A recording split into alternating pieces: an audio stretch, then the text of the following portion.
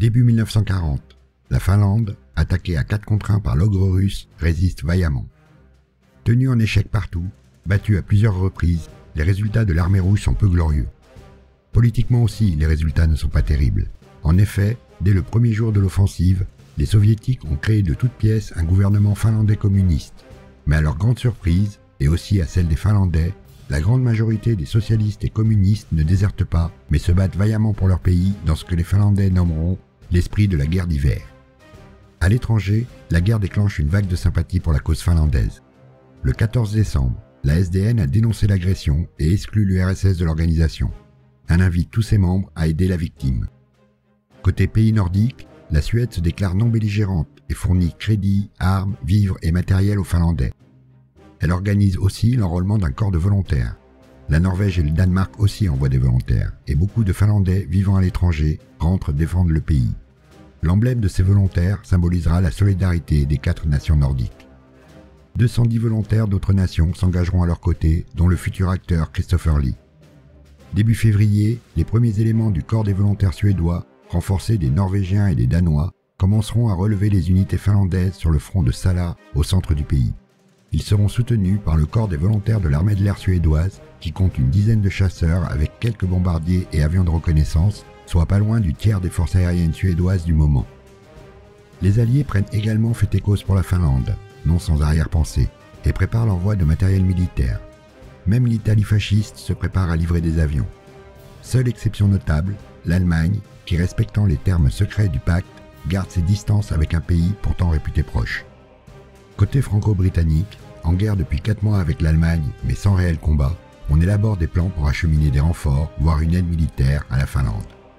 Certains milieux militaires français sont déjà prêts à combattre directement les Russes, élaborant même des plans de bombardement du Caucase depuis la Syrie, avec l'étrange idée d'affaiblir l'Allemagne en affaiblissant l'URSS. Les Anglais, plus pragmatiques, refusent de s'engager directement contre l'URSS, et ont beau jeu de rappeler à leurs alliés qu'ils sont en guerre seulement contre l'Allemagne. Pour eux, le réel objectif de l'aide à la Finlande est de prendre le contrôle des mines du nord de la Suède, qui constituent la source principale de minerais de fer de l'Allemagne. L'idée est de débarquer à Narvik, puis de prendre le contrôle du nord de la Scandinavie et d'envoyer une petite partie des troupes aider les Finlandais. Les Franco-Britanniques, qui prévoyaient une tentative d'intervention allemande, se sentaient capables d'y résister. Par contre, même si 6 000 hommes sur les 25 000 prévus pour l'opération devaient continuer jusqu'en Finlande, ils devaient à tout prix éviter de combattre directement les troupes soviétiques. Les Alliés, dissimulant leur réel objectif, demandent donc le libre passage de leurs forces à la Norvège et à la Suède. Les gouvernements de ces 2 pays, qui avaient bien conscience qu'autoriser les Alliés à transiter sur leur territoire le transformerait certainement en champ de bataille, refusent catégoriquement. Même si la Suède s'est déclarée non belligérante dans l'affaire finlandaise, elle est cependant neutre dans le conflit entre l'Allemagne et les Alliés et tient à le rester. Staline, lui, prend conscience qu'il risque de se retrouver en guerre contre les Alliés, ce qu'il veut éviter à tout prix. Avec Molotov et son état-major, ils conviennent qu'il faut mettre un terme à la guerre le plus rapidement possible. Pendant ce temps, sur les différents fronts, les opérations continuent. À partir du 18 décembre, au nord, dans la région de Salla, les Finlandais lancent une série de contre-attaques locales et les Soviétiques finissent par reculer volontairement à la mi-janvier pour occuper des positions plus solides un peu à l'ouest de Salla. Le front se stabilise. Les Russes accusent la perte d'environ 500 hommes pour 300 du côté finlandais, qui sont petit à petit relevés par le corps des volontaires. Au sud, le 23 décembre, les Finlandais tentent de lancer une contre-attaque sur les positions russes de l'isthme de Carélie avec le 2e corps. Le plan consiste à lancer 2 divisions dans un mouvement en tenaille pendant que la 3e fixe les Russes au centre. À droite et à gauche de l'offensive, les Finlandais lanceront des attaques de diversion et de soutien. À l'aube, malgré quelques retards, l'attaque est lancée. À droite, la 6e division avance de 1 à 2 km avant d'être rapidement bloquée au nord par les défenses de la 138e division d'infanterie russe qui mêle chars, infanterie et artillerie en tir direct. Malgré plusieurs tentatives, la position ne peut être enlevée. Plus au sud, la confusion due à de mauvaises communications sur des troupes inexpérimentées a entraîné des tirs fratricides. De plus, ces problèmes de communication ne permettent pas une utilisation efficace de l'artillerie. À 12 heures, les pertes s'accumulant et les progrès étant nuls, ordre est donné de reculer sur les positions de départ. À gauche, la 1re division repousse les Russes et avance de 5 km. mais le régiment de gauche tombe sur un point d'appui russe tous azimuts. Sous le feu de l'artillerie et des chars de la position, les Finlandais, bien qu'ils réussissent à l'envelopper, ne peuvent s'en emparer. Une attaque est organisée pour le milieu d'après-midi, mais à 16 h, un ordre de retrait arrive du QG. L'opération est abandonnée et les troupes regagnent leur position de départ. La contre-attaque a échoué. Au centre du pays, devant Kumo, la 54e division d'infanterie soviétique, qui s'était avancée jusqu'à proximité du village, repoussant un bataillon d'infanterie finlandaise, s'était retranchée le long de la route. Mi-janvier, Mannerheim demande à la 9e division finlandaise, qui vient de mettre en déroute les 2 divisions russes autour de Suomussalmi, de faire mouvement sur Kumo et de déloger les Russes. Les Finlandais, qui sont en infériorité numérique et manquent de munitions, lancent néanmoins l'attaque. Leur chef, le colonel Silvasuo, utilisant la même tactique que sur la route de Rat, lance ses unités sur les flancs soviétiques, puis les attaque, tronçonnant la division en ce que les Finlandais appellent moti, c'est-à-dire des groupes de troupes ennemies encerclés. Mais les Russes résistent, et si les Finlandais arrivent à détruire quelques-uns des groupes encerclés, les autres s'accrochent et tiennent bon. Le commandement soviétique tente de secourir son unité encerclée. Début février, la 163e division de fusiliers tente de forcer le passage, mais est arrêtée. Une unité à ski de 2000 hommes, nouvellement formée, la brigade Dolin, tente elle de rejoindre la 54e division par le nord. Inexpérimentée, prise par surprise, elle est anéantie par les troupes finlandaises le 14 et 15 février, avant d'avoir pu l'atteindre. Malgré tout, convenablement ravitaillés par air, les motis soviétiques restants ne peuvent être réduits et tiendront jusqu'à l'armistice, immobilisant les forces finlandaises dans une sorte de bataille de siège. À la fin, les pertes russes approcheront les 2000 hommes tués et 4000 blessés, et les Finlandais auront près de 1500 hommes tués et 3000 blessés. Plus au sud, au bord du lac Ladoga, où les Russes ont progressé vers Sortavala, le 4e corps finlandais lance une contre-attaque le 6 janvier. La 13e division, après de durs combats, parvient à partiellement isoler la 168e division d'infanterie soviétique et à repousser la 18e division, encerclant et détruisant une partie de ses forces. Les pertes russes sont sévères et l'envoi de renforts ne permet pas de dégager la division isolée. Mais comme à Kumo, les Russes s'accrochent, même encerclés, et immobilisent les forces finlandaises qui ne peuvent être envoyées renforcer l'isthme de Karélie où la situation se dégrade rapidement. En effet, côté russe, le commandement est remanié. Outre le limogeage et pour certains le passage en cour martiale et la prompte exécution des différents chefs battus ici et là, Staline, le 7 janvier, nomme un nouveau commandant des opérations, le futur maréchal Timochenko. Celui-ci décide de faire porter l'effort principal dans le sud, contre la ligne Mannerheim. À cet effet, il accumule renforts et matériel. Une nouvelle armée est créée, la 13e. Le 11 février, c'est l'assaut. L'effort principal se concentre à l'ouest de la ligne de défense finlandaise, et ce n'est pas moins de 5 corps qui lancent l'attaque.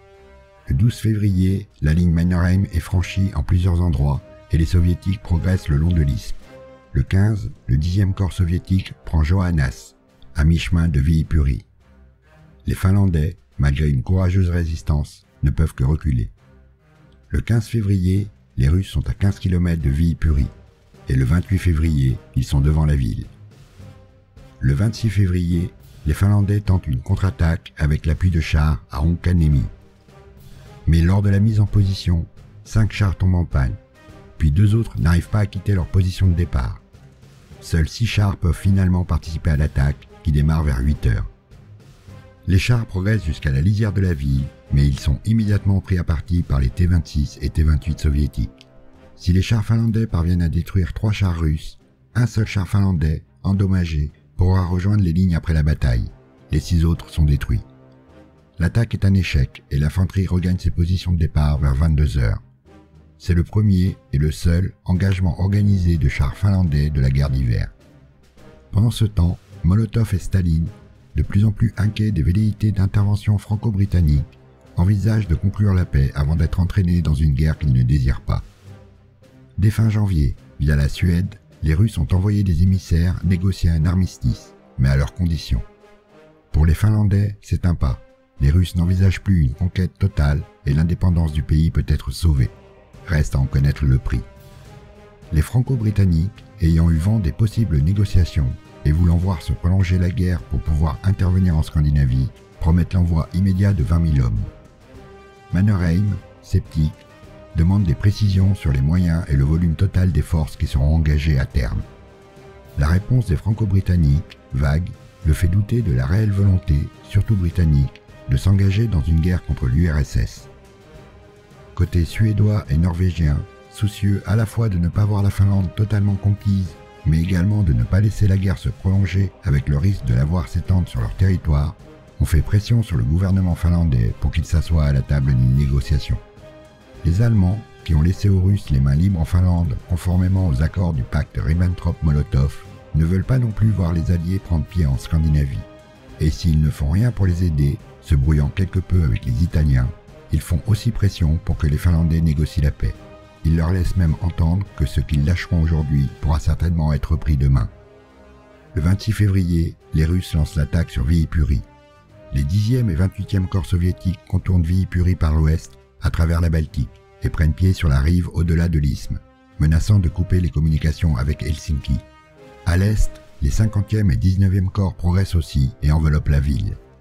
Le maréchal Mannerheim, voyant ses forces à bout de munitions, épuisées, décide le gouvernement finlandais à négocier la paix malgré l'insistance et les promesses d'intervention des Franco-Britanniques.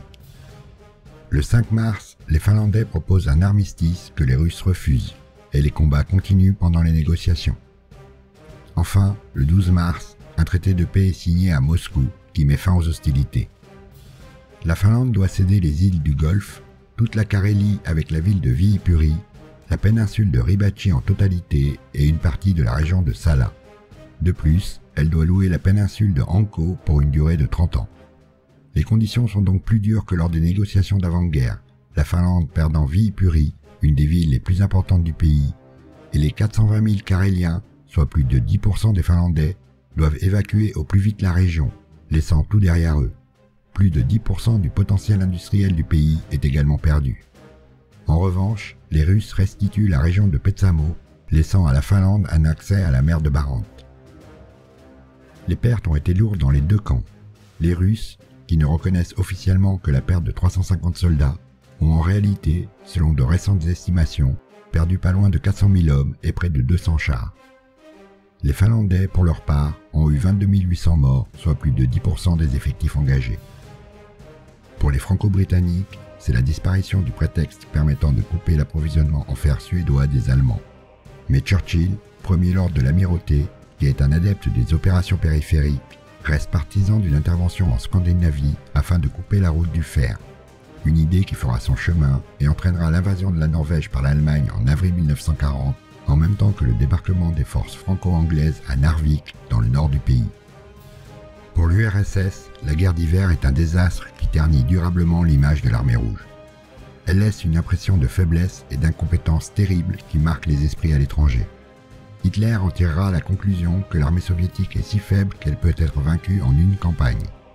Les Alliés, ainsi que les Américains, en arriveront à la même conclusion et s'attendront à une défaite totale des Russes à l'été 1941. Mais c'était oublier les conditions terribles de l'hiver, un des plus rigoureux de la période, avec des températures souvent en dessous de -40. Les troupes soviétiques n'y étaient pas préparées et ne disposaient pas de l'équipement adéquat. La Wehrmacht en fera elle-même la douloureuse expérience pendant l'hiver 1941. De plus, le corps des officiers, décimé par les folles purges de Staline, est plus que médiocre.